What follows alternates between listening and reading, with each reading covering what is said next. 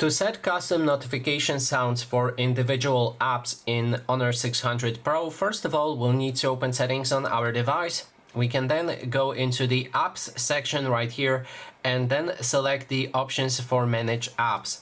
Now select whichever app you want to manage those custom sounds for. In this case, I'm going to go for Gmail, which is a great example, but keep in mind that some of the apps won't have this option, so sadly we won't be able to do it for every app, but for most of them it should work fine. So here click on notifications and make sure that the notifications are allowed. After that you can change check notification types.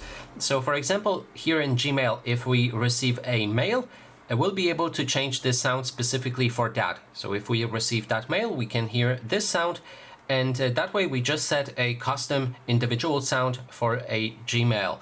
And that's how you can do it with most of the apps, but as I said, those options may vary based on the app. And that is basically everything. Thanks so much for watching.